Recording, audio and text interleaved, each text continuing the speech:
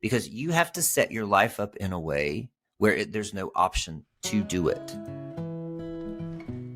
The AfterMeth Podcast is an outreach tool to help men who have sex with men break free from the addictive patterns associated with chemsex, otherwise known as crystal meth or TINA.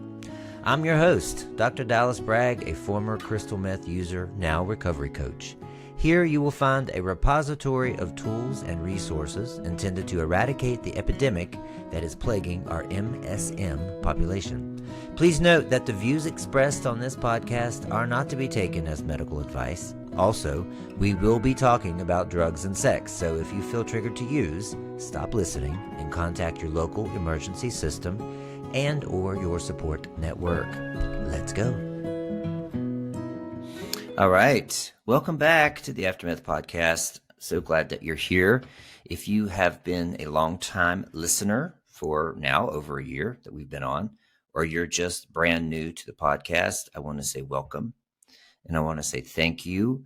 I do really, really appreciate you listening, taking your time to help in our mission of trying to eradicate this epidemic of chemsex, specifically crystal meth, among the men who have sex with men population.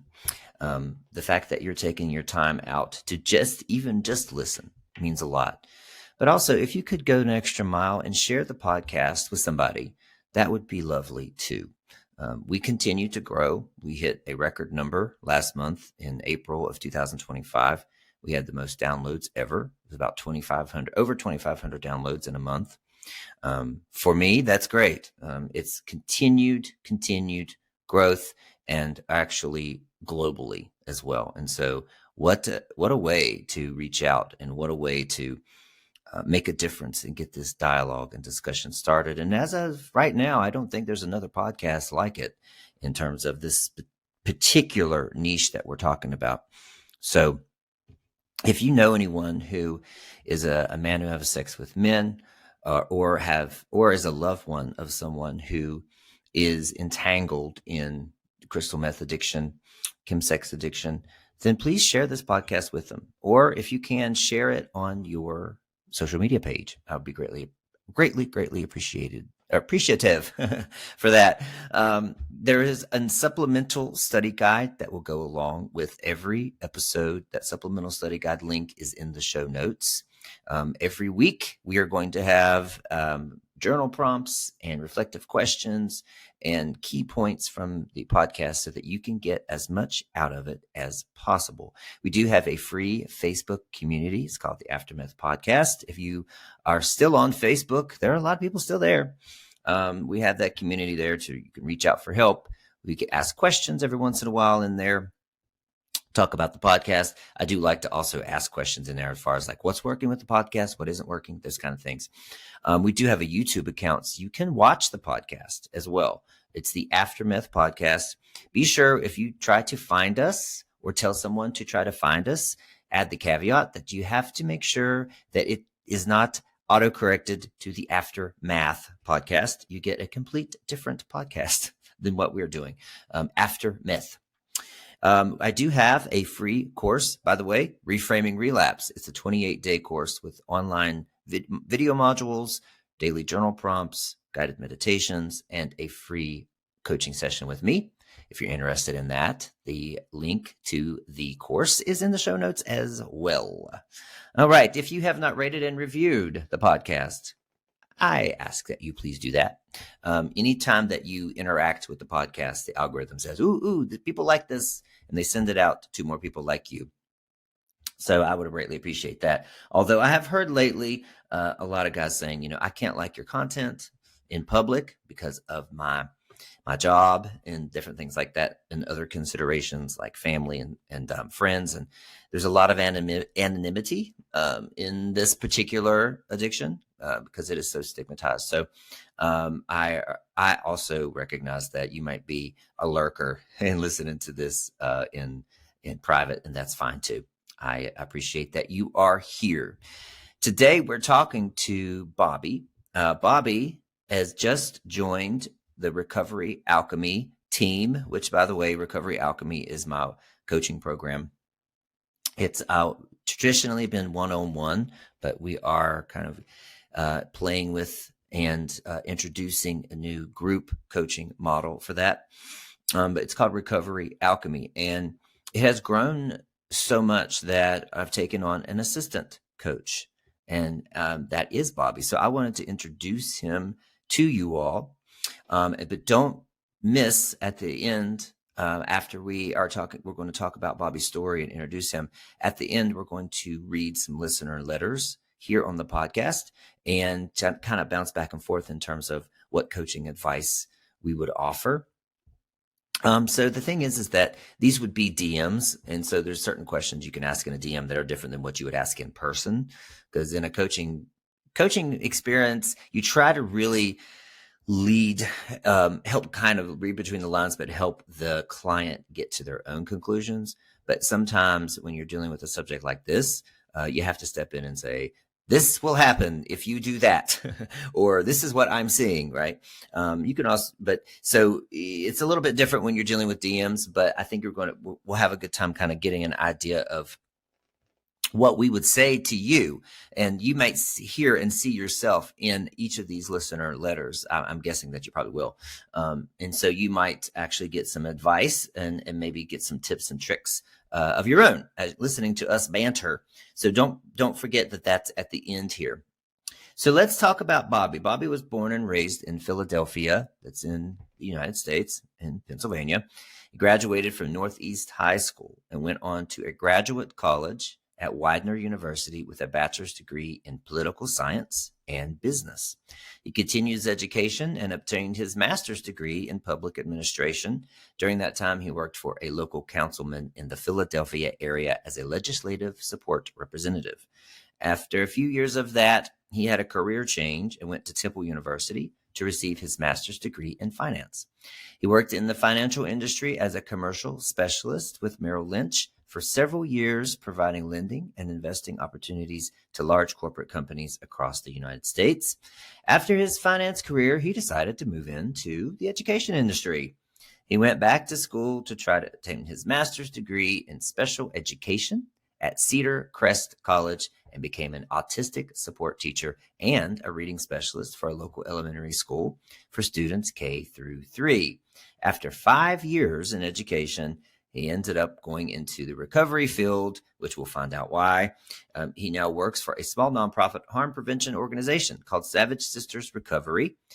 They provide trainings in overdose reversal, Narcan, harm prevention, and xylazine in the local communities, schools, and treatment centers. They do community outreach several times a week, providing harm prevention supplies, water, food, clothing, showers, and wound care to our friends who may be struggling with substance abuse disorder in the local community. If you've been listening to the podcast this season, you know harm reduction is near and dear to my heart, so I really align a lot with Bobby. Bobby recently obtained his certification as a certified recovery coach in Pennsylvania, and now also an assistant recovery coach for Recovery Alchemy. And of course, as you know, it's a program for men who have sex with men who want to break free from the addictive patterns of crystal meth or chemsex. Wow. Whew. That's a lot, Bobby. Yes. It shows my addiction already in control. I'm going to do more and more and more. Right. Yeah. What could we ascertain from your career jumps? A lot of needed validation. Dopamine fixes too, huh? Yep. Probably. Well, we were talking about your story, and honestly, there's a lot of your story that I learned now after hiring you that I didn't know. All I knew was that you were jumping in and doing a lot of support for other members of the coaching program without me asking, and just always willing to be the quote guinea pig when we had to have when I would have different tools or want to test out tools. You're really good at me testing out a tool to see how well it works and how to be refined. So you were already kind of doing a lot of work. And so I already knew that you were capable, but also just a really sound sound individual. So, and you really align with my, philosophy. And I also like that you are involved in CMA as well, Crystal Meth Anonymous. So you're very well-rounded, I will say, maybe even more well-rounded than me. And as I listen to your story, let's just jump into this part. I think what's unique is that, because, the reason I stopped having a lot of stories from men is that at the end of the day, yes, they're unique, but they're all the same, right? I mean, the reason we got into it or how we got into it, and then the shit that we go through during it, this other world that is the chemsex world, only men who have sex with men who have gone through it understand that it is just a different type of, you step into a portal into something else, right? But basically it's all the same, and it's all the same all around the world. When you start looking at chemsex parties, or as they call them, chill outs, in a lot of the UK countries, they're the same thing. But what's different is the recovery part.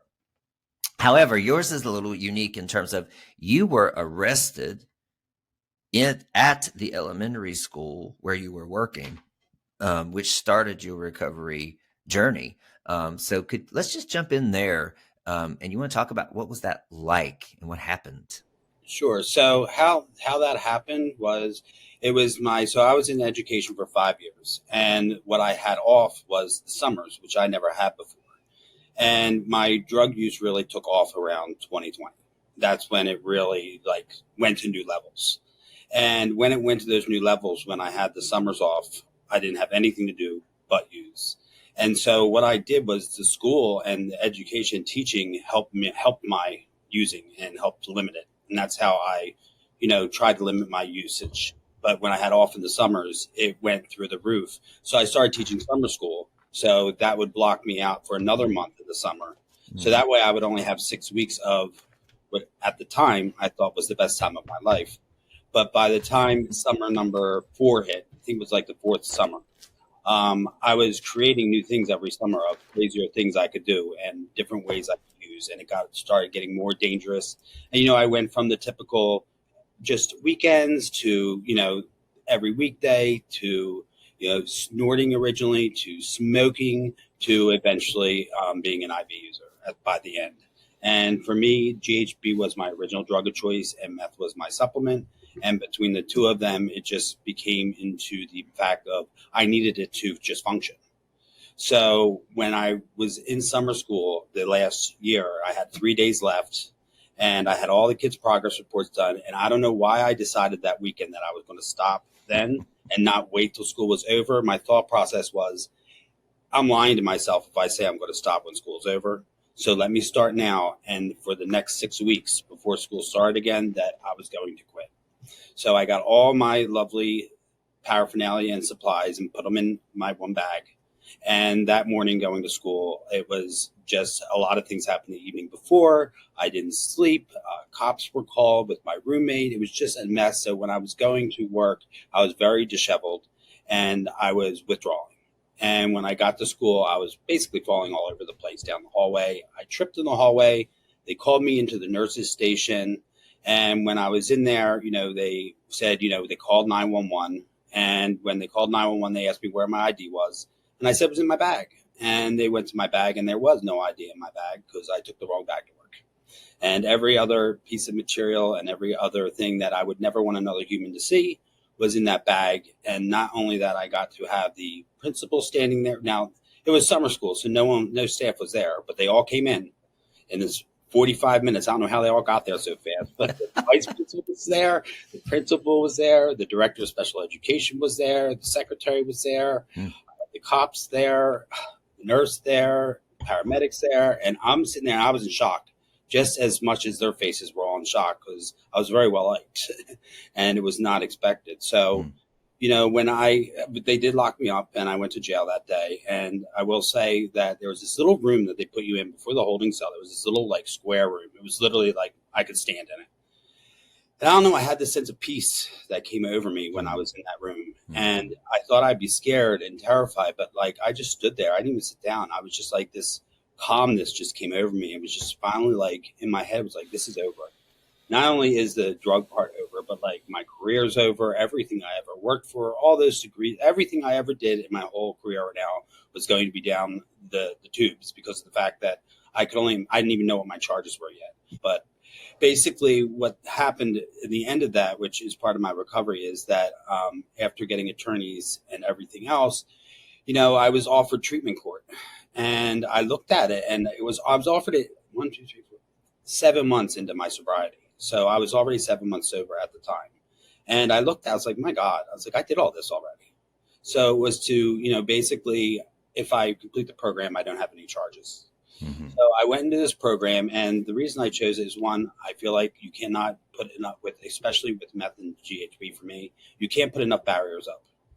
Mm-hmm. So for me, that was a huge barrier that I could put up where I'd be monitored. And not only that, I did everything they wanted me to do in the program anyway. So I was doing it anyway. So for me, it wasn't a challenge. Other than they do remind me, sometimes I forget I'm in it, but they remind me very quickly that I am. So yeah, it is, even though I've done everything that they asked me to do, it does get difficult at times. Mm-hmm. Mm-hmm. Okay. Thank you. Yeah. Well, a lot of things popped up when you're talking. And the first is what I see a lot is that we get into jobs that allow us to use, right? So for instance, there's a lot of guys I talk to who work from home, and they're working from home, and it's just not a very high demand job in terms of, they could be there, they could not be there, right? And when you're working from home and you're stuck in the same room every day and you're bored and you're not challenged by your job, then that's going to a lot of times lead to meth use, and it allows it, right? So because what you're talking about as a teacher, and I've met and I've talked to many teachers who are users, and they only do it in the summer. They only do it in the summer, and it allows them to do it. But what happens is, just like with a weekend warrior, with a summer warrior, it begins to bleed because you just can't stop, right? But it sounds like for a while you were able to try to juggle that. Yeah, and to your point, the remoteness when 2020, when the schools shut down for a whole year, I was teaching remotely. Yeah. So that's where my elevation, now that I think about that's where the elevation really took off, because I only had to go on camera for 25 minutes, then off. And on and off. It was, I thought, again, at the time, I thought it was the best time of my life. Now it's the worst. Yeah. Interesting. Yeah. So I would say if you have a job that's, providing opportunities to use, really think about that. I mean, the thing is that we have to make drastic changes, or life is going to make drastic changes for us. Just like with you, like, you waited until the weekend before to stop, which was, kind of funny that, what you could say about this is self-sabotage, right? You brought the wrong bag to work, which was full of bad stuff, right? You really, and then you're tripping down the hall and don't even know it. So in a way, it's like you're subconsciously crying out for help. But the thing is that people come to me and they don't think that they have to make the big changes, and making a job change or a career change seems too big. But the fucking thing is, if you don't do it, it's going to be done for you in the most painful way possible. I mean, I was the same way. I thought that I could handle it. I thought that I was doing so well, but everybody in the law school I worked for knew, as I shrank, as I lost all this weight and I was crazy and leaving early all the time and all this kind of stuff, I really thought I had everybody fooled, and I didn't think that I needed to change a job. But the job I had was allowing me to use, because I was an executive and I could be there or not be there. I didn't have anybody. Honestly, there was no direct report to me either. So there wasn't anybody really keeping tabs on me, I thought, until, the people that had offices around me started reporting stuff like that. So anyway, I just wanted to kind of point that out for you listening. If you are stuck in the cycle and you have a job that gives you enough space to use, then really think about long and hard about pinning yourself down, getting a job where you have to come in the office. That's not the long-term answer, but that is at least going to get you out of the pattern long enough so that you can start working on the long-term answer. Would you agree with that? I would absolutely agree with that. The other thing that you talked about was the peace that came over you once you got caught. Right. And I also resonate with that because I just remember, the very first time I was arrested, just like in the back of the police car, I was like, finally, this train is ending. Like, this roller coaster that I was on, because I was crying out, for help too. I knew the neighbors knew something was up, and I had men coming in and out and, all this kind of stuff. And I was subconsciously crying out for help too, but, but just in that police car. And it was just like nothing, I couldn't make any decision. Like I had to go, and my arms and my hands were cuffed, and I was like, handcuffed. This is it. Like, this is why I use the term with my clients. We need to handcuff you. We need to handcuff you because there's relief in that. Because in the very beginning of your recovery, if there's a choice between using and not, you're going to want to use. You don't want to leave any margin of error there. So there is this calmness and this peace and relief of finally over, right? Yeah. It took me to get to the police station because I got one of the roller coaster rides on the way there because they were not thrilled with me. Burns. Oh, but they said, stay in one spot. I'll never forget that. I was like, this is on purpose. My dad's a cop too. And I told him, he goes, oh yeah, it was done on purpose. Yeah. Oh yeah. Interesting. Huh. That's interesting. Okay. So then you went to treatment court, which is another way that we aligned because I went to drug treatment court as well. I don't know what the statistics are. Maybe I should have looked this up, but in terms of which states offer drug treatment courts and which states don't. And I know it's even down to county by county. But luckily in my county, they offered it, in your county. But if you don't know what a drug treatment court is, so when you're facing prison, it's really a way for them to save money and also help you recover in terms of you go through a strict, strenuous process of seeing a judge every other week. You have to do IOP, which is intensive outpatient recovery, or even more, inpatient recovery too. For some people, you have a probation officer that you have to see as well. You have random drug tests.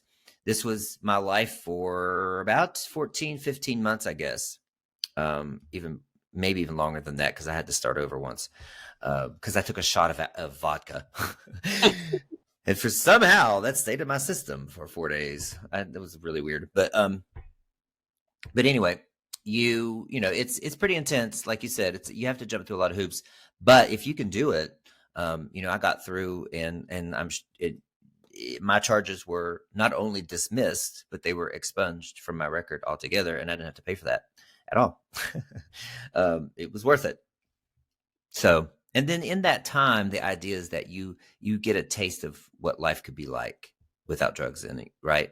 And that is what happened with me. I mean, after all of that was off of me and I was free to use, by then I had got my kids back. I had found money found somebody, talked them into letting us rent a house, and I had a job and, a car. And so everything was building back and I had that momentum going. So I was like, why would I go back now? Right. Yeah. Wow. I'm talking a lot about me. No, you're good. Yeah. So, okay. So you went into treatment court, and what has it been like for you since? So you said GHB was would you call that your drug of choice? Yeah, that is my drug of choice, because so basically in 2003, I was introduced to GHB, and it was more of like just the fun, going out to the clubs, doing the Molly. Well, it was E at the time, doing E, then doing some GHB, and then doing some ketamine. and they were like the three that went together. And I was with my partner at the time, and he was the one who sort of controlled that. I didn't really know what I was doing. I was totally anti-drugs pre 2003. Like, I didn't even know what they were. I mean, I knew what they were, but you came near me in a club and you did drugs. I was like, nope, don't want to be anywhere associated. I was that type. Like, get them away, because you are who you become, who you associate with. And then my partner at the time sort of got me into it, and then I overdosed on GHB in 2003, and he found me in the bathroom and sort of revived me. And I made a vow that I would never ever touch that again, and I didn't until 2020. And when they shut down the liquor stores, it was like, the government is not going to be telling me what I can do and what I cannot do. So I said it's cheaper and easier for me to go out and get drugs on the street. So I went out and got GHB again, and I was like, God, why was I ever drinking? Like, what a waste of time. And what a waste of money. And I have not had a drink since April 27th of 2020. But, I just substituted, and, it took me down a path very, very quickly. And that's what led me into using meth all the time. And then, the meth supplemented that very nicely. I never used one without the other. Yeah. Yeah. So, that's so common. And if you're listening to this, I'm sure G and T are sisters, basically. I mean, they go together, right? GHB or GBL.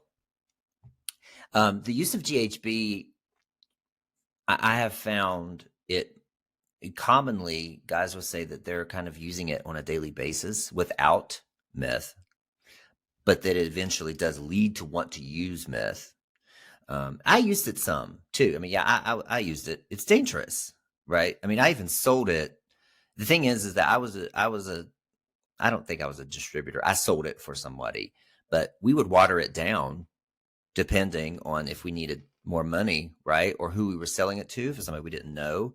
So when you start messing around with the potency of this really dangerous substance, then that means somebody who's new to it could have G at a party and it's a watered down version. And then they go to the next party and it's not the watered down version, and they have the same amount, and all of a sudden they're fucking flat on their ass, right? And you could, and like I said, you can overdose on this so easily. Yep, very easily. Very easily. And I don't know how I managed not to do that, because I was not, at the time, I was not careful. I didn't do, there was rules with it, and I did not abide by those rules, that of how you should use, which we don't have to go into, but I did not abide by them by any means. And, I used a lot more than the recommended dosages. But again, I built my tolerance up. Over years, I built my tolerance. I was so high. It was just like, my God, maybe I should go back to alcohol. Now this is getting more expensive, and it was just like, it really became really bad. It was just like, and I needed it to function. Like, without it, my anxiety through the roof. Exactly what happened. I'm falling all over the place. So for me, when people would see me and they would think I was high, I wasn't high. I wasn't using, because I was a complete mess. But when I was using, everybody thought I was okay. It was the opposite. Interesting.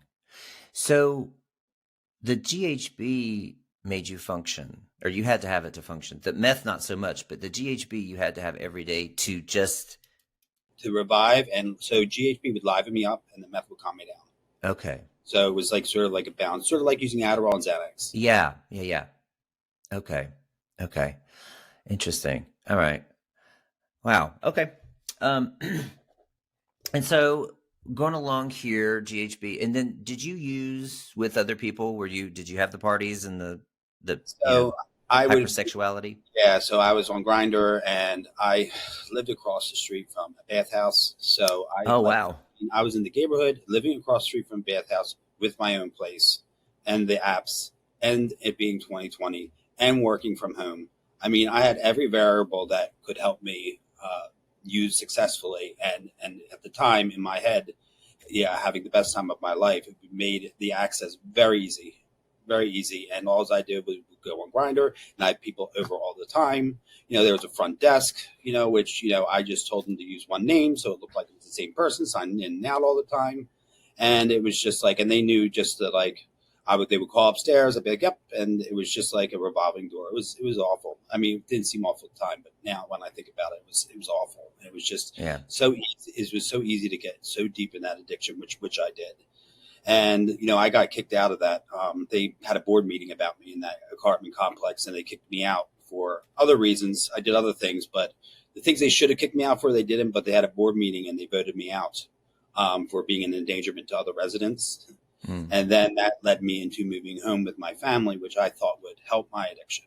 And it did not. It just spun even more out of control because I got another job, which higher money, was still teaching, was in high school, but then I wasn't like paying any bills, and I could not believe it. But I was just using in my bedroom at home. It was horrible. It was horrible.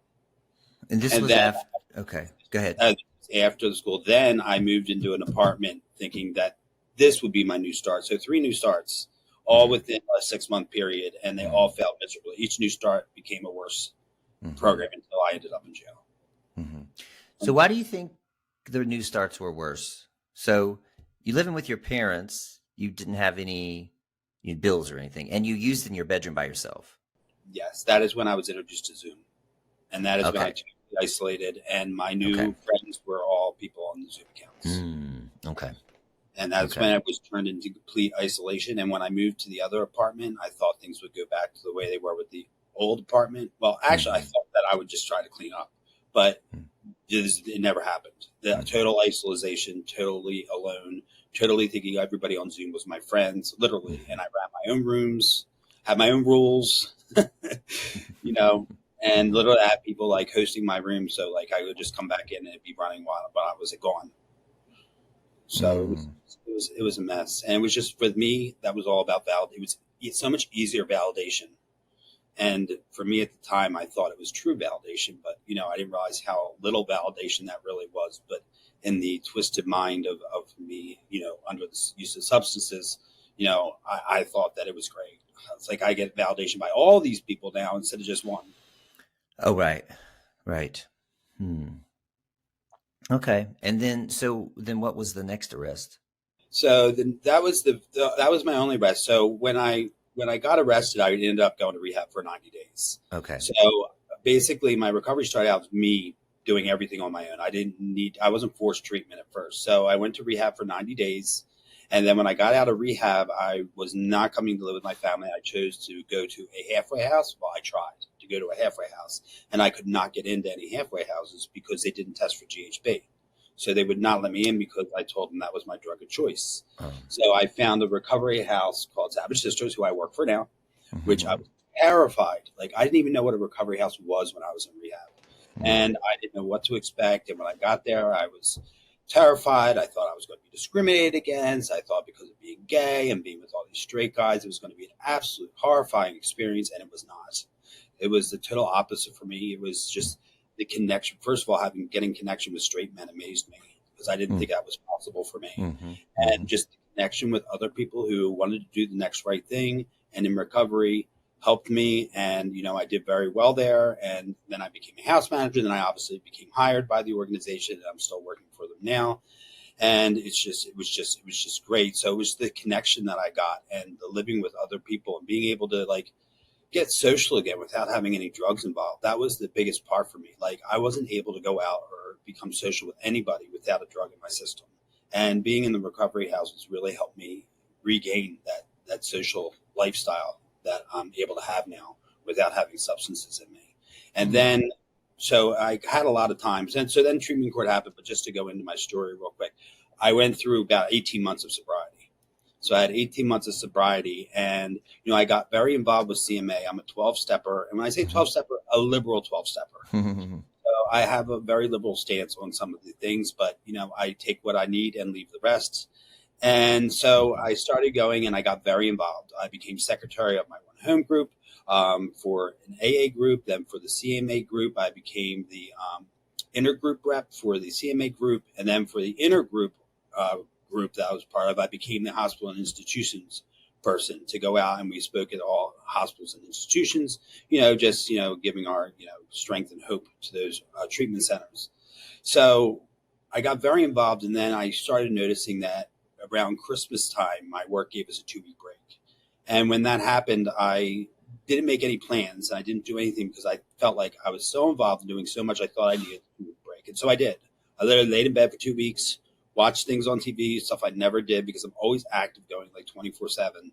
And I thought it was a nice break. And when we started back up at work, I was like thrilled. I was so thrilled to start up work again. But I started noticing I started getting antisocial, and like with the meetings, and when I was going to meetings, I was getting very upset, and I was like starting to watch other people, start noticing what other people were doing.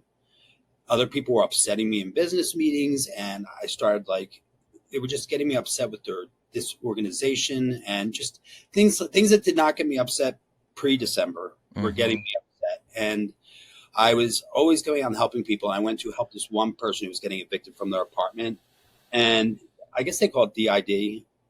He went into some psychiatric episode, and it's freaked me out, and I had to get out. So I ran into the bathroom, which was like 2 doors. So you could go on one side and out the other. And when I got in there, my phone was left in the kitchen, and in there was a plate of meth on the bathroom sink. And just impulsively, I licked my finger, went like this, stuck it in my mouth. And I never ate meth before. And Gross. so that was a shock in itself. And I was gagging. I kind of couldn't believe I did it, but it was done, and I just had to get out of there. So I got out of there. I went home. It was like very late that night. And the next morning, I spoke to my boss. I admitted my use, and they were absolutely wonderful about how they handled it. She sent 2 other employees over right away. They talked to me, made sure that I was okay. In the meantime, another employee called and set me up to get to a rehab, because part of my program for my work is we go back to rehab if we relapse. So this was still not dealing with treatment court. Again, everything I do aligns with treatment court anyway. So it's sort of just like whatever I'm doing in my recovery aligns with what they want me to do anyway. So I ended up going back to rehab. My lapse was in January 29th was my lapse. And I went back to rehab, and I just did what I had to do. I went through a 30-day program, and then I got out, and then I don't do exactly what I was doing for my organization before my lapse, but I am doing like other things for them now until I go back into that role. And then for treatment court, of course, that I did start over. That's why I say they remind you very quickly you're in treatment court. And for our program, it's up to 30 months. So, it's 12 months to 30 months, I believe. So I had to go back to IOP, which I'm kind of in now, and I just had to start over. So that was very difficult for me. But I believe that, I believe in that things happen to you for a reason, and that things in the universe, like a lot of things that I did not accept and I did not want to accept that happened to me, turned out to be for the better for me. So as much as I didn't enjoy IOP at the time, for me, I don't mind it when I get there. I love the socialization. I love helping other people. So that helps me. But, I feel like, obviously the universe feels like I may need this at this time. So, I do it. Yeah. Yeah. Thank you. So things I want to point out, I want to go back. Sober living. So I have a lot of people contacting me, gay men usually, and they have uncomfortable situations in sober living. Or they, it seems to be either really good or really bad, like experiences with sober living. But what you're talking about is that it helped you with the socialization aspect. Yes. So can you talk about that a little bit more, just for somebody thinking about sober living, or maybe a loved one thinking about sending their loved one to sober living? What did you get out of it? Sure. So what I got out of it was basically, living with other people, being put in a room with somebody else, forced me to start talking to other people again. And, for me, I didn't talk to anybody. If you weren't using and you weren't using with me, I couldn't talk to you. Like if I did have a substance in me, I wasn't able to socialize at all. I wasn't able to call, say hello, go out anywhere, to a restaurant, to a bar. I don't care where it was. I wasn't going out with anybody because it was just the fear and the anxiety and the thoughts of, the shame that I had for what I was doing alone. It was just horrifying for me. And, being in a sober living environment and having other like-minded people around you helped me. And, there are a lot of sober living places out there, and it does, there are some that aren't so great, but, if you get into the right one, it really helped me. And with ours, we have a lot of things. They offer us trauma therapy, kickboxing, yoga.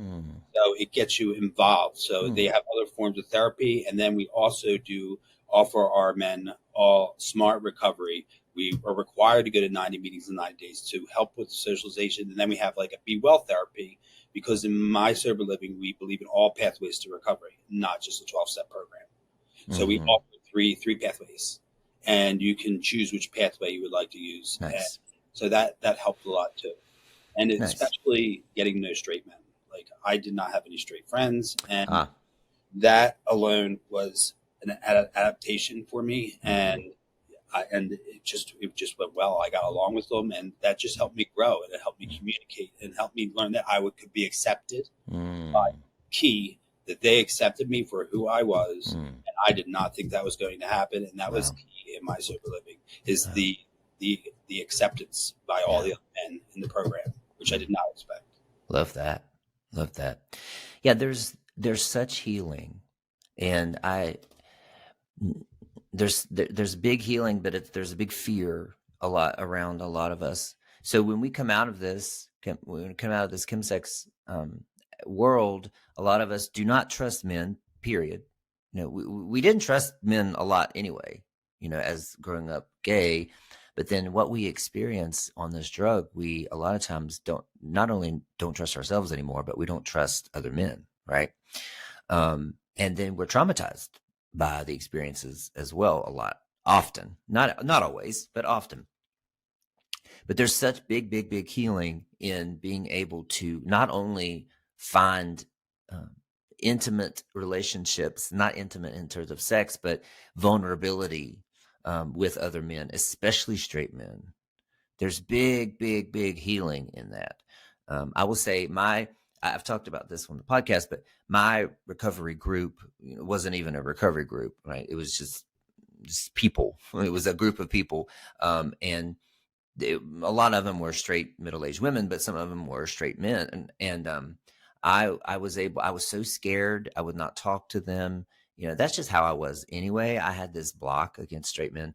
But if you can find really masculine straight men, and I'm saying masculine in terms of comfortable in their own skin, comfortable talking about gay stuff, right?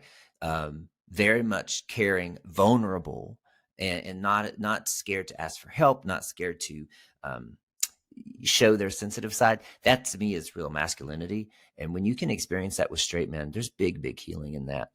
So I also resonate with you on that. Thanks for saying that and mentioning And I that. think what you said also was key. That barrier for chemsex for me is going into not a gay sober living house, but a straight. Well, we're obviously we're not straight, but to be that put another barrier up that helped me avoid the chemsex or the temptation of it. Sure. Yeah.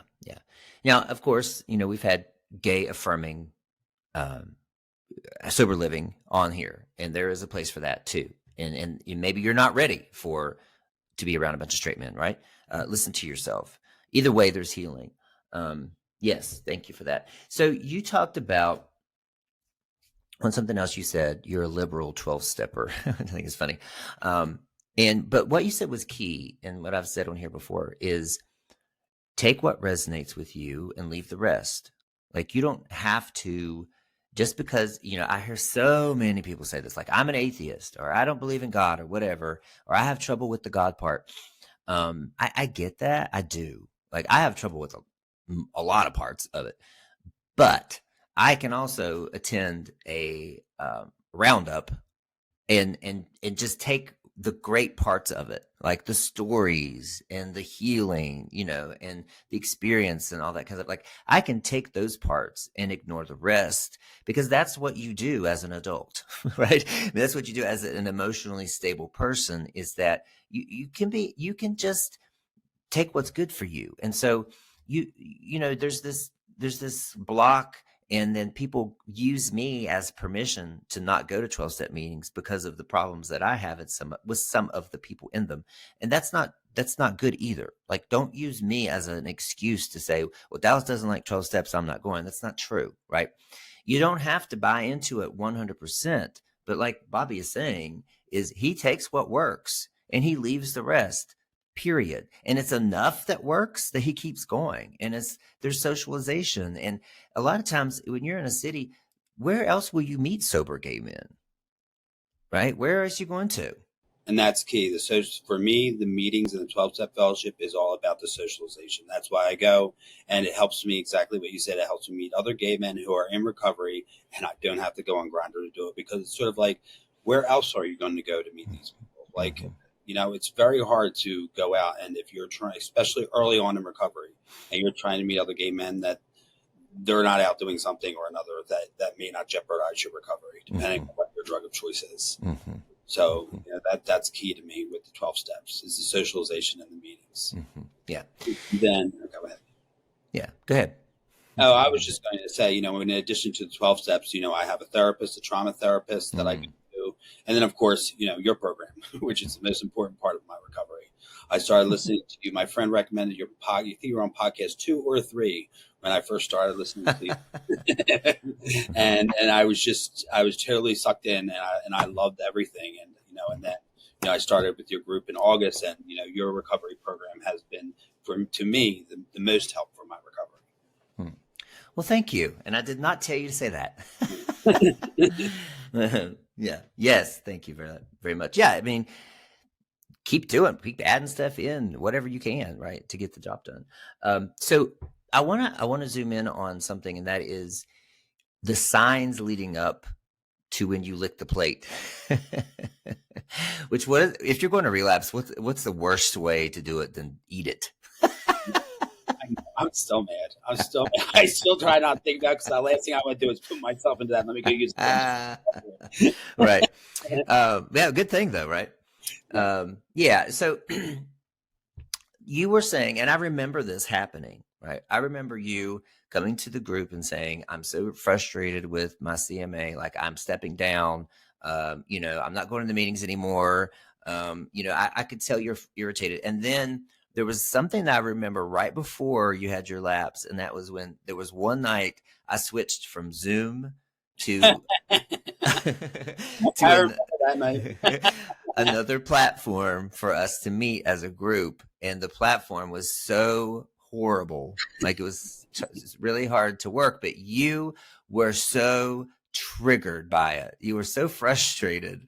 I couldn't see myself. I couldn't see anybody else. I always have to see myself. And then everybody was over here in the small corners. I couldn't see who was talking. And we eventually switched over to Zoom that day, right? Yeah, we did. That was the last time we did that. But I could tell that I'd never seen you come unglued like that.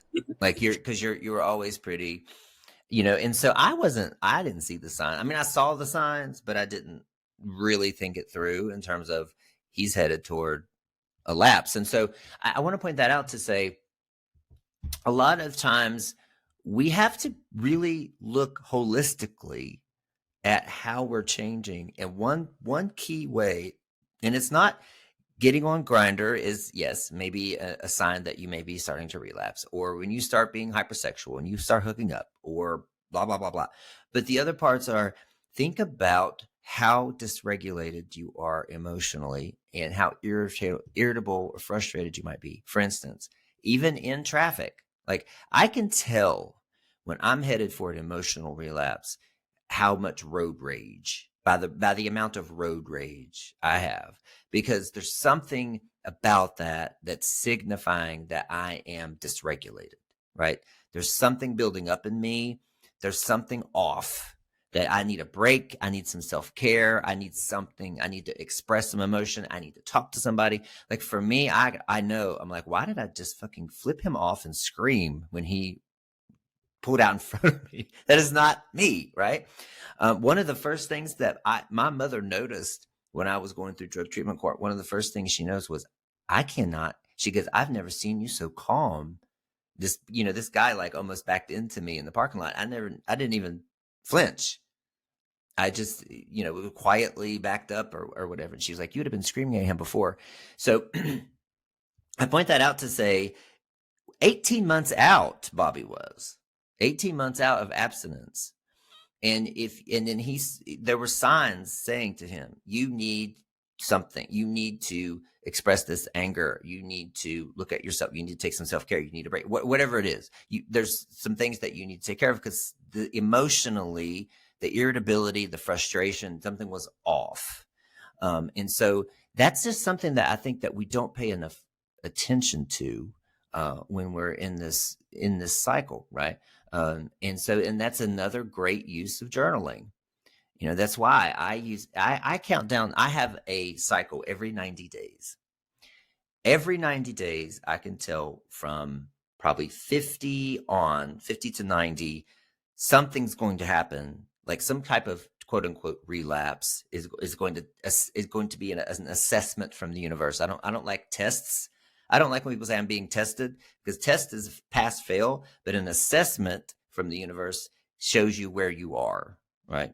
So anyway, there'll be something that comes along that will assess me, right, every 90 days. And I just know, I know when I'm off. And so because I look in my journal and I can see through my writing, through my sentences, the way I'm thinking, the way I'm viewing life, the way I'm responding to things, that I am creeping up on a relapse, because I'm not myself. I'm out of sorts. I'm dysregulated. So it's very important. I think this is the big importance of journaling, is to really monitor, because you don't remember a month ago, 2 months ago, that you were dealing with the same thing that you are today. You were thinking the same way. Like you just don't remember. Most of the time, you don't remember yesterday. And so if you can monitor that and track it on paper, then you can get a better handle on it. So anyway. And for me, how I journaled, I journal, but to bring the 12 steps into my program, how this works for me is we have a 10 step, which I did every night with my sponsor. So I went through all the steps. So at night, you do a nightly review. They have an app and you type it up and it says, were you resentful? Were you afraid? Were you dishonest? Do you owe someone an apology? And by doing that, it's sort of their way that's the journaling trick of the 12 steps. You're writing every night, and you're reviewing your day, and then at the end you just sort of blurb, is there anything else that you need to say? And you say it. And I noticed at the end, when I got through my steps, maybe in 4 months, I was doing that every day with my sponsor, and we texted it back and forth. He texted me his, I texted mine. And I noticed when I went back, I was missing days. And I started missing days, and my ones that I was doing was, were you resentful? No. Were you dishonest? No. There weren't any explanation. I was doing it, but very one word answers. Yeah. I too. Yeah. So do you see what like impactful, important information that is to write that down and to see that no, right? We're missing days. So when that starts to creep up again, not if, when it starts to creep up again, you can get out in front of that and say, okay, I notice I'm using short answers again. I notice I'm missing days. Let's observe what's happening around me. What is my life looking like right now? And what can I do to step in? Because who knows what the thing is that when you get to that point, that assessment could be something as blatant as a user buddy walks up to you in the supermarket with a pipe. I mean, it's something so like over the top spontaneous. Things like that happen when you have all the other barriers in place. But if you are already on top of things, you know that you're headed that way, then you are in that observer mode. You're observing yourself in a way, and you can control things before it gets out of hand. And you can say no to the user buddy who walks up to you in the supermarket. And guess what? If you pass that assessment, then you're on your way. You are on your way. Okay. So anything else there, Bobby? The only other thing that led up to my lapse I noticed is I started to bring back in sex into my life. And again, that I did not do for the first year. I did not do it because the 12-step program told me that. It just did not come my way. And I was not interested because of how much of the damage that does to that part of the brain that, I just had no desire or no confidence whatsoever to integrate that. And I really didn't start integrating that until after the first year. But towards the end, I noticed that my sexual activity started to increase, and it's turned into not just having that one sober partner. It turned into me wanting it all the time. So like all that stuff piled up all happened in the first 3 weeks of January. It was very quick. And I feel like my big mistake was those 2 weeks at the end of December, not making plans and sitting back and I didn't realize I got into my head, but I obviously did. Yeah. Yeah. And so in that sense, taking a break, you know now that taking a break needs to look a little different than actually just rotting, as the Yeah. kids say. Right. Sounds like you rotted for 2 weeks. Yes. Mhm. Yeah. And then adding sex to it. Yeah. I remember all that too. Yeah, there was a lot of trauma that came up, right, when you started having guys over again. Although that was still great. Yeah, I think a good experience for you Yeah. overall. Mhm. Definitely was. Mm-hmm. Okay. And so, one reason that I was really impressed by you and wanted you to be a part of this program is the way that you dealt with your using episode, as I like to say. I'm saying relapse here just so people know what I'm talking about. But the way that you handled the using episode, I mean, you called me right away. You were very calm. You had this, there's a missing piece in a lot of us when we use, and that's certainty that what happened is for the best. Like, you had your mind open to, okay, this happened for a reason. There's something for me to learn. There's something pointing me somewhere. And there was a lot for you to learn, right? How you could have really been devastated by the fact that you had to go back to inpatient, in front of all your coworkers, in front of the guys in the program. But you weren't devastated by it. You took it, you did it, and you just had this sense of peace that, okay, this does not mean failure. This does not mean I lose all that 18 months. It does not mean anything negative. It means that there is something, this is a favor for me. This is a positive for me to learn something new so that the next trajectory of my recovery is going to be even stronger. And the key to that for me was having all the proper support systems lined up all around me. And there isn't anybody in my life that I am in contact with that does not support my recovery. And that is key. Yeah. Yeah. Good. Okay. Well, what did I miss that you wish I had have mentioned about your story and recovery? I would just say for my recovery part is that you have to be willing to do the work. And that is the most important thing. It's easy just to, for like if I answer the 12-step program, it's easy just to go to meetings and not do anything. But if you're going to go to the 12 steps and you got to do the steps. Because, if you just go to meetings and you're not doing anything else, doing the steps, they're there for a purpose. And to me, they are a very simplified version of therapy. It's not a deep dive. It's more of a very simple dive into your life, which makes you think about it, that helps you get to the point where, to me, should lead you to therapy, or at least you should get into therapy. And then for me, the outlet of trauma therapy, because to me, trauma is the gateway drug to everything. And so going to trauma therapy, I'm treating it there. And then even with your program specifically, you offer so many tools and so many modules in your program that, it's just, you got to do them. And if you do them, at least what I've learned from our group that I've seen, the people who are doing the tools and using the tools are much more successful than those who are not using the tools. So to me, you need to do the work. And then no matter what program you choose, if you choose Smart Recovery, if you choose, Alchemy Trauma Therapy, if you choose 12 Steps, whatever program you choose or pathway you choose, therapy, you need to do the work. You just can't show up and not do anything. And to me, that's key. That's right. That's right. All right. Thank you. All right. You want to look at some listener letters? Sure. I'm going to do I don't want you to be afraid to DM me. I'm not going to out you or share any kind of personal information. So, but if you recognize this as you, I don't want you to be embarrassed. And also, it's probably not you because a lot of them are very similar. But let's go through a few and I'll ask kind of discuss it. So, okay, I'm writing from X. I quit meth 4 months ago. I was so happy, but yesterday I used it again. I was sad and lonely and didn't have the strength to not do it. I ended up having sex with 4 other guys and I feel like shit. Does this mean I'm back on it? Is the question. Does this mean I'm back on it? What would you say to this person? I would say that it's all on how you handle it and how you respond to it. So for me in that situation, as you stated earlier, it's a learning opportunity.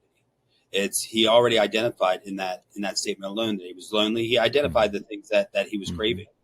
And so next time when he's feeling those ways, to me, you try to find another avenue other than using. And to me, the loneliness right there was the socialization and the connection, and to reach out for other people and to have supportive people around you. That would be the key for that one to me. Yeah, right. Yes, very good. Yeah, I was sad and lonely, right? And I didn't have the strength.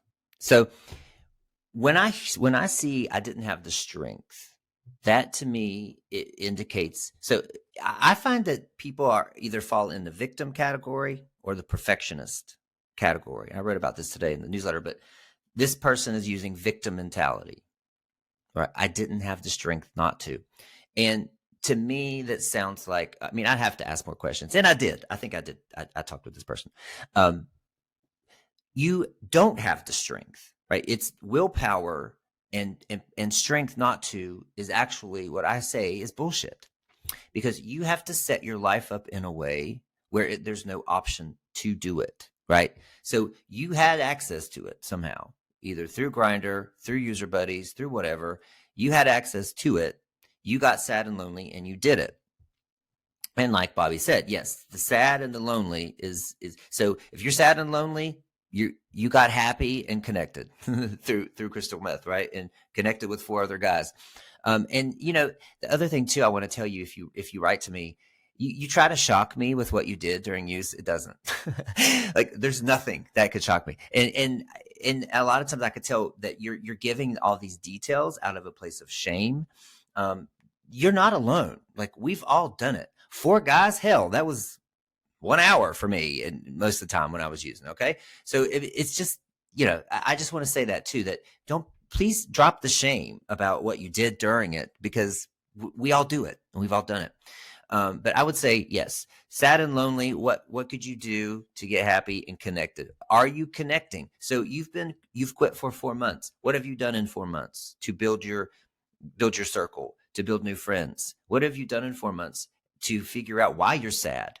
And figure out other ways to, when I feel a little sad, what do I do? But immediately, what is my action plan, right? So the follow-up on here would be, when I feel myself being sad, and again, journaling. If you start journaling, you'll notice sad just didn't hit you that day. Sad came on. It's like dominoes, right? And lonely, again, probably came on. Here's what we do. We look at something on Instagram. We see people having fun in another country with a perfect body and whatever. And then we start feeling lonely. And so that loneliness probably came on too through a series of events. So there's a lot to dissect there that we don't know, but I did want to mention that because that's a common one that I get. Okay. So I've been watching your videos, wondering if you had any advice for someone who just relapsed after being clean, which I hate that word, for 4 years.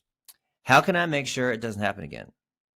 I thought I had beat it and ended up doing something I said I would never do again. Okay, that was after 4 years. And by the way, back to the other one. Does this mean I'm back on it? I just want you to know that this is something that I see often too, is people want to categorize themselves as either addict or not addict, on it or not on it. And when you get stuck in that, you're just going to make yourself feel worse, right? You're not on it. You're not back on it. You just used. You used. Learn from it. It doesn't mean anything. You didn't lose 4 months of time. And in this case, 4 years. He was abstinent from meth for 4 years. How can I make sure it doesn't happen again? I mean, of course, we need to know a lot of more details here. But what would you say to somebody who went out and used after 4 years? The first thing I would say is, what did you do correctly for 4 years? Because that's amazing. To have 4 years off of meth. So no matter what he was doing something right. And I would automatically write all those things down and then add to them and just go back to the, when someone's relapses, I normally ask, what happened a couple weeks before, and go through, normally it's always a couple weeks up to it. And, like you said, a lot of questions there, what led up to it. And just like, to me, just make the adjustments that you need to make.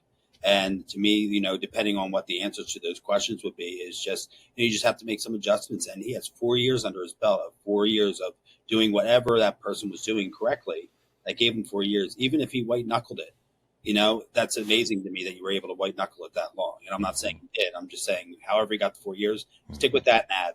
Mm-hmm. Right. Yes. Yeah. And so often we focus on, we used last week, but we were abstinent for 4 years before that. And we only focus on the using, right? And I've said this in my content a lot, is in the last 4 years, you've used one time. You have to say it like that.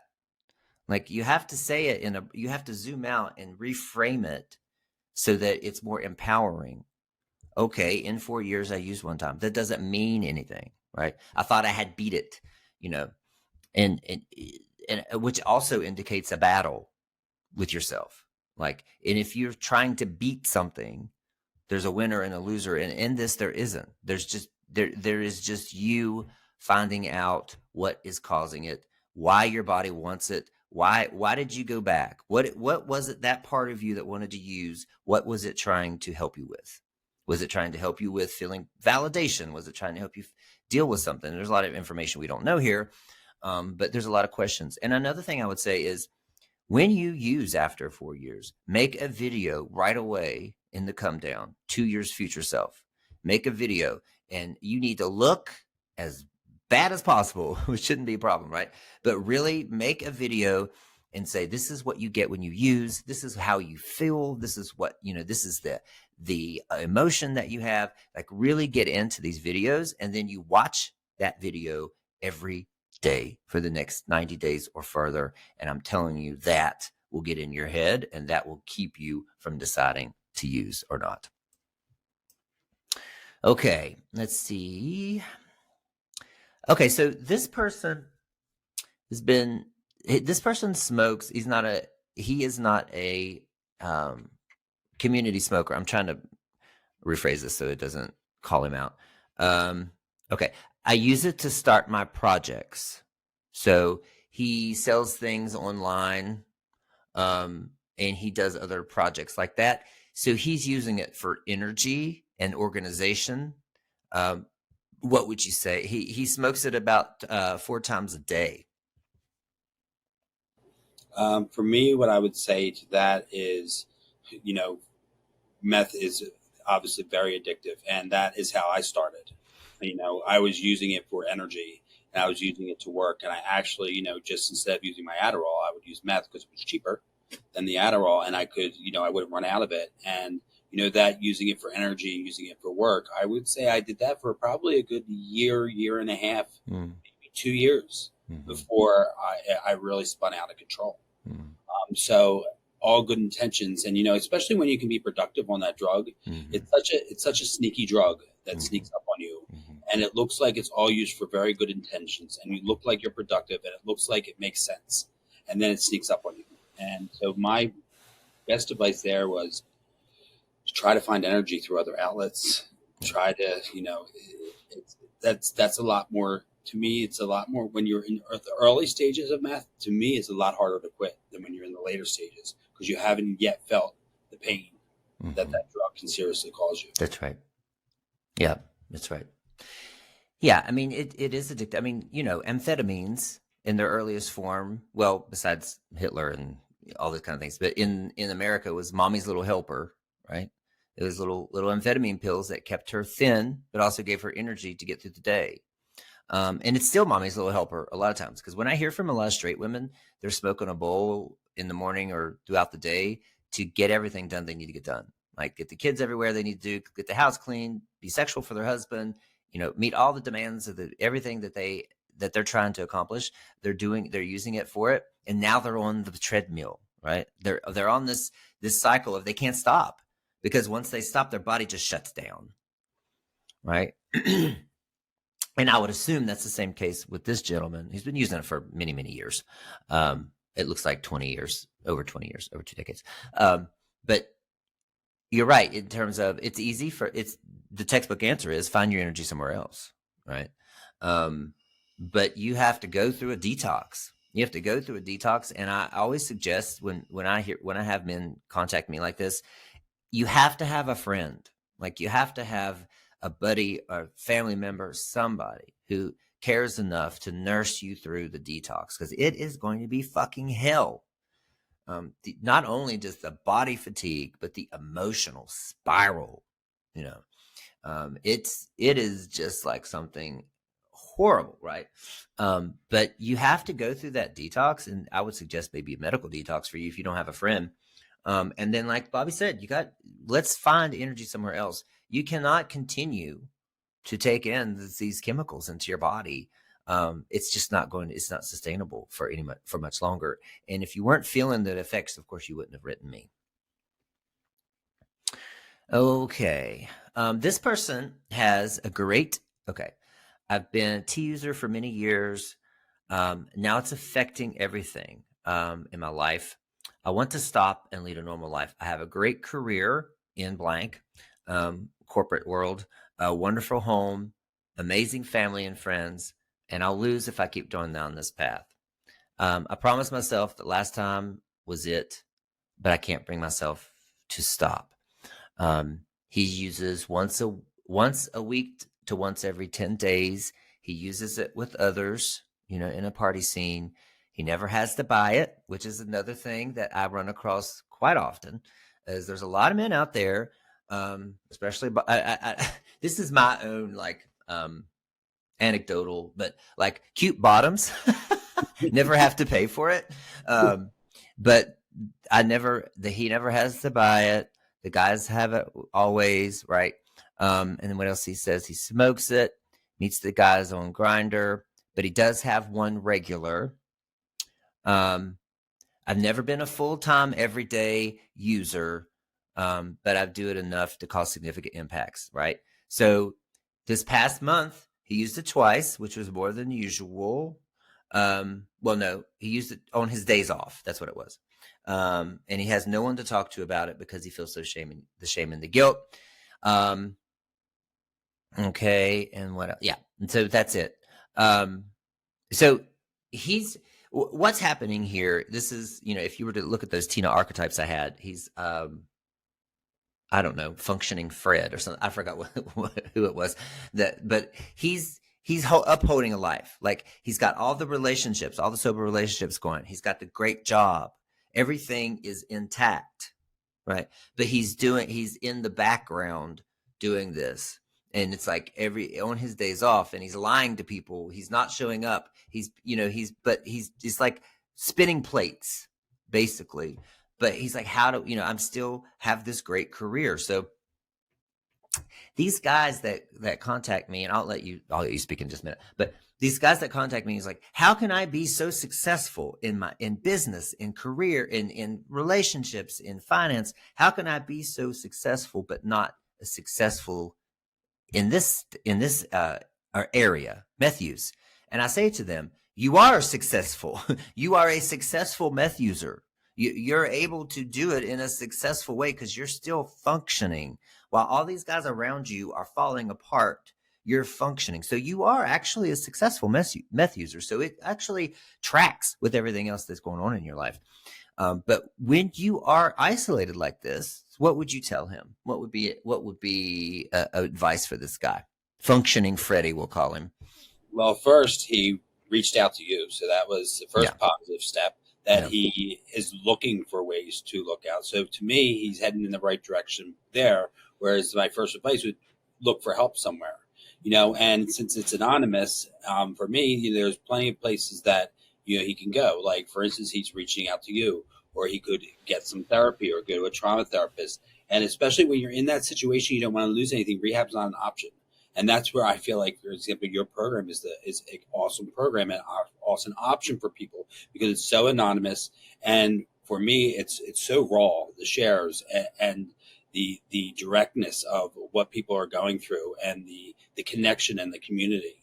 And, I know your program is, there aren't many programs out there like yours, if there are any other really out there like yours, to go to. But even if he chooses, like, for instance, you can go to 12-step fellowships, they're there. You can go to NA. But again, when you have that, I understand, like, when you have that much around you, you're terrified to go to a meeting, because you're scared that someone will find out or someone from your company will be there and then they'll tell other people. So to me, reaching out to people who you just feel close to, or any close friend that you have, or someone, you got to find someone you trust. And if you can just have that one person help you through it, and of course, block the apps, block anything, any of that outlet you need to block and get rid of. And then you'll lose the outlet. So you may be miserable when you want to use, but if you block those outlets, that's going to be key. Yep, that's right. Yeah. There's two kinds of clients. The client that blocks all the apps and the sites, changes their phone number, deactivates social media, gets a new phone, whatever. And then there's the client who thinks they don't need it. And guess who's always more successful? Like 95% of the time, the client who does all the things that need to be done is successful because they have to. What they're doing is creating a new identity. Like they're releasing all of that was part of the person who uses meth. That's if you're a person who uses meth, all of that is in your life. You're still doom scrolling. You still have, you blame, well, I got the random text from this guy that I used to use with, and all of a sudden I'm thinking about him and he sends me a dick pic. Yes, because you've left the door open. You've left the door open. There is subconsciously, with this guy, what I'm seeing, I'm reading between the lines, subconsciously, he's not ready to let it go. Or he would tell at least one person. Or he would block his access to Grindr, something, right? But he hasn't hit a rock bottom. And that's what it's going to take. He sees it coming. As you can tell, he's like, if this keeps going, I'm going to lose my life. I'm going to lose my relationships. I'm going to lose blah, blah, blah. It's like the writing is on the wall. It's like you're headed toward the cliff, but you can't stop. You can't get your foot off the gas pedal, and whatever fucking analogy I can use. But he sees it coming, but he's not hitting a rock bottom. There's not enough pain yet. The pain has to outweigh the pleasure for you to make a big change. And so if you don't confess to someone and let them into this world, then guess what? Just like we said earlier, if you don't do it, the universe is going to do it for you. You're going to get arrested. You're going to get found out. A video is going to be shared. Something's going to happen to force you into telling other people unless you do it yourself. And my advice there is it's much better to get to choose who finds out and who than it being found out and everybody being told for you. That's right. Just like with the job, it's better for you to choose a new job than the universe to take it from you, than you to sabotage it, right? And lose the job altogether. And then you're fucked. Okay. There's probably a lot. Again, there's a lot more to these. There's a lot of questions I have to ask when I get the DMs. But okay. This person has been using for 1.5 years. I'm at a crossroads. Okay. Tina has led me to realize the negatives that plague me and the courage to be myself and push these out. It started out as an outlet that allowed me to be social and express myself. But now I depend on it to excel at work because I have ADHD and it helps me focus. And he's very productive. He goes on, he has a boyfriend, but he doesn't do it sexually. He doesn't use it for chemsex. It's not something that he wants sexually. It's something that he's addicted to keep up with the pressures of work. He's obsessed with his job. And it's now has become a threat to the relationship. But he can't, The pressures are mounting day by day. And he says, help me. That's another one. So what would you say to this one? So for that one, same situation for me. I can totally relate because I was diagnosed with ADHD. And for me, that is what my original use started for. It was keeping up with the pressures of work, making sure that, I was there. I always wanted to contribute. I dive into everything I do. And with that drug, it helped me dive in more. And the socialness and the confidence it gave me in work. But I will say this, with going into the pathway of recovery I can't be on any medications for my ADHD. I have figured out how to find the energy and how I work my ADHD is I need a million things to do. Mm, If I have a million things to do, it keeps me steady. It's when mm, you only give me one task, I'm mm, in trouble. mm, I need like 20 tasks. And mm, to me, if you are very active in work and you have a very, high stress job, you have a lot to do. mm, And as long as you're motivated, it will take some time and some effort, but it mm, will happen. I mean, at least I can only speak for myself, but for me, it did happen. mm, And I don't need the medication anymore, and I function fine without it. But that's just for me. Everybody's different, but mm, again, that would be finding the source of energy somewhere else, and that definitely is not the place to be finding the energy, because mm. it's going to come bite you in the ass in the Yeah, end. yeah, yeah. He's headed. He's headed there. He's headed to disaster. And the thing about ADHD, we're gonna have a podcast on this maybe next week or the week after. I'm talking to a psychotherapist who specializes in ADHD, and sometimes, yes, I mean, Adderall is amphetamine, right? Um,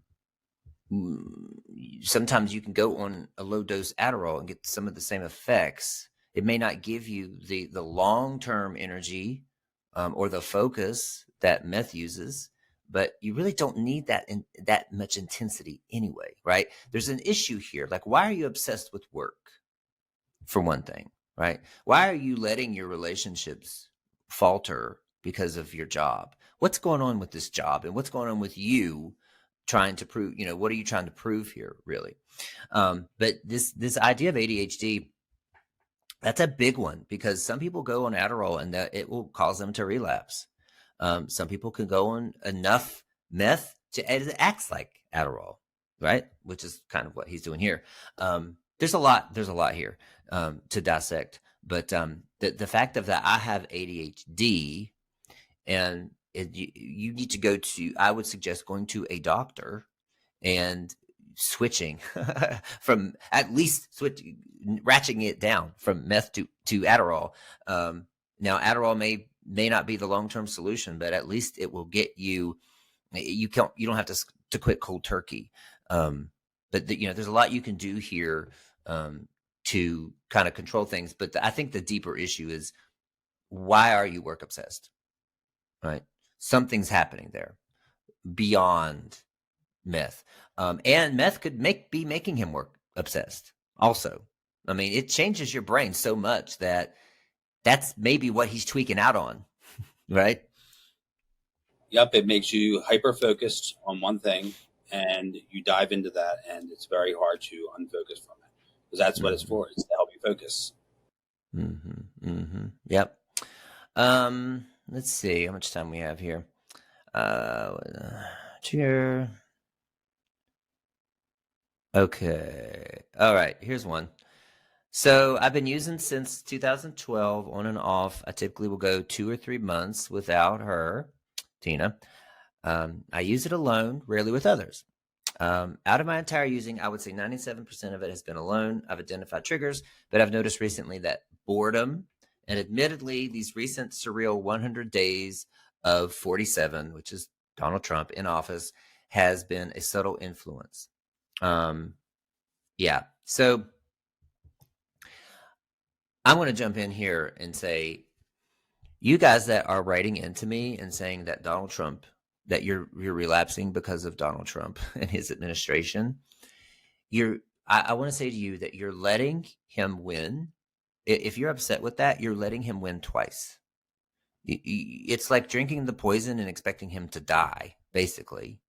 Like, if you want change, if you don't want another 100-day, like, you don't want another experience like this, we need you to be cognizant.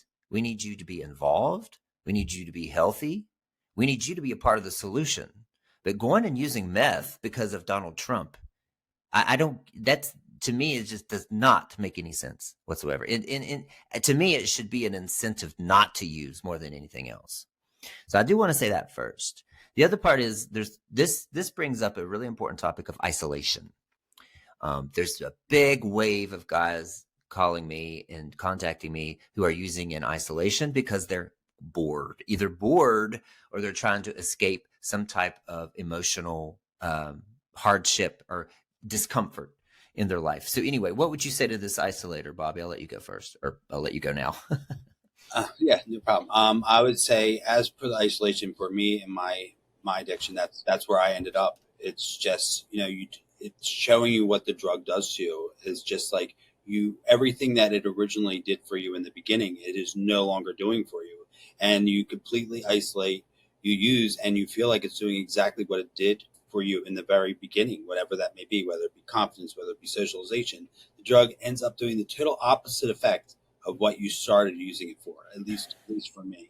And to get out of that isolation, again, you need the socialization. And for me, that's what I was saying. That was the hardest part for me, is getting out of that isolation. You got to figure out why are you isolating? What is it that the drug is giving you?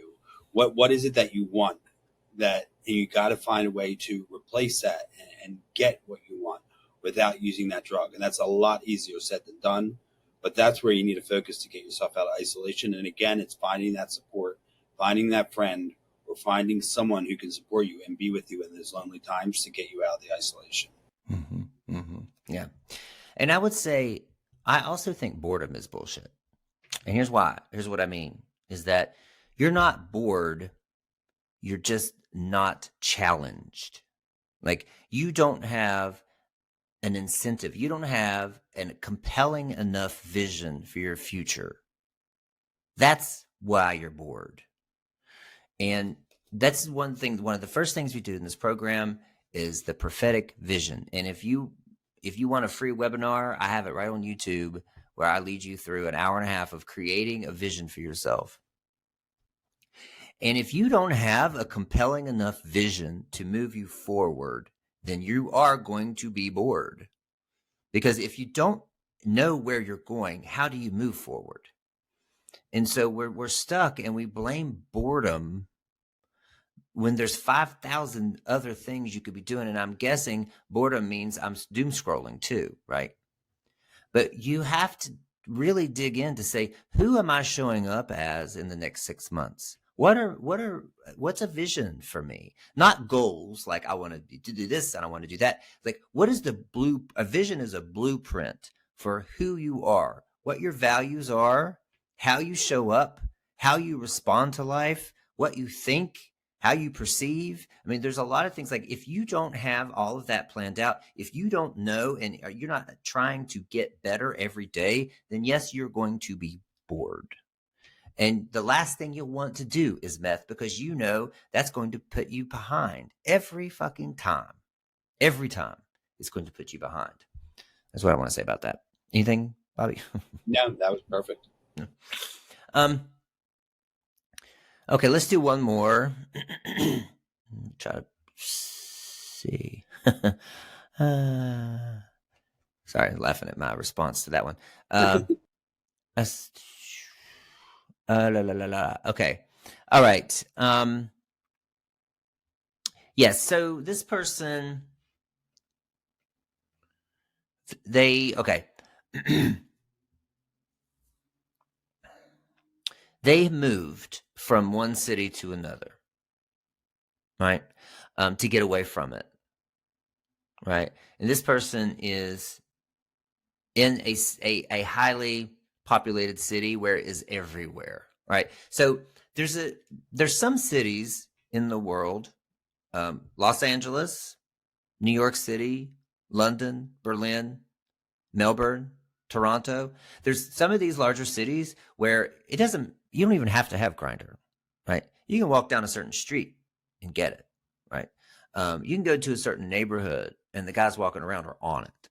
So that adds another layer of difficulty to these guys, right? Like, you can block Grindr and sniffies, but you can still have easy access to it. So in those cases, and also there's another layer to this, is that, leaving a city for another city to get away from it, as they say, wherever you go, there you are, right? You're going to take the problems with you. Whatever internally is going on to make you want to use, you're taking them with you no matter what city you go to. Even if you go to a small city, a small town, it's everywhere. I mean, there are maybe some very rural places where you may not find it in the world, but pretty much it's everywhere. But what would you say to this person who is surrounded by it, can walk out and get it, What is an answer there? So for my answer there is, first of all, exactly what you say. Wherever you go, you take yourself with you. However, I do also believe in people, places, and things and changing your environment. So if he chose to do that move, I would have made a wiser decision and chose a place where it wasn't all around. And if you choose to move and do a new environment and you set yourself up, like I'm just going to use Florida as an example. Like Delray Beach, Fort Lauderdale area has a huge recovery community. It's also a huge using community, but a huge recovery community. Whereas if you surround yourself and move, and all you do is get recovery surrounding you, and you don't know anybody else, and that's your socialization, that's your thing. Changing the environment can work, and it can help you change who you are. Mm-hmm. But the bringing yourself with you, if you're not changing environments for that sole purpose, and surrounding yourself and making all new friends, all new support systems, and doing that, the move is purposeless. It's just you're just going to find new avenues and new ways, and now you're going to have two spots instead of one spot. Mm-hmm. So to me, it's more about, if you moved, the key to that would have been to get all new friends, all new recovery, and to make sure that you avoid the places. But it sounds to me there that he kind of got stuck in another bad situation. So to me, it's just about, you need to find the recovery and the support people to help people find your way away from it. Yeah. Yeah. Yeah. And that's going to be the key, right? I mean, the old adage, the opposite of addiction is connection, not sobriety, it's connection. And so it seems to me that the other part of that story is that he hasn't told anybody about it, right? This is another example of making it known. There's such power in bringing light to this, right? I've always called crystal meth use, msex, like black mold. Black mold grows in the darkness, right? You keep this back, it's going to grow and it's going to grow and it's going to grow. Just like a craving. Keep a craving in the dark, it's going to grow. The faster you get it out there, you put light on it, you put awareness on it, you get it known, the faster you're going to take the power away from it. And so for you is you got to start telling people, look, everybody has something. Everybody has something in their life. We are just stigmatized that crystal meth is so dirty and bad and all this kind of stuff. But you have to take the leap. Tell somebody that you're most scared to tell. And after you do that, it's going to be like me and Bobby when we got arrested. Just a sigh of relief once you tell somebody and you're like, oh, this is finally off my chest, right? And now everybody knows. Everybody knows. Everybody in the neighborhood knows. Yeah. So, all right, guys. Thank you I hope you enjoyed this. If you want more listener letters, if you want us to answer these on the podcast, let me know. If you want this never again, let me know that too. You can also interact, on YouTube. Please, add to the thread of the video, or you can comment on Spotify as well. You can DM me. I'm in every social media modality there is out there. Bobby, is there somewhere that they can reach you that you'd want to add, or do you just want to have them DM me? Yeah, they can reach out to me. I can give you my email address. Okay. And that will be bob19146@icloud.com. Yep. Okay. We'll put that in the show notes. If you want to reach out to Bobby, please do. Okay, guys, that's it for this week. We will see you next time. Thank you very much. Bye, everybody.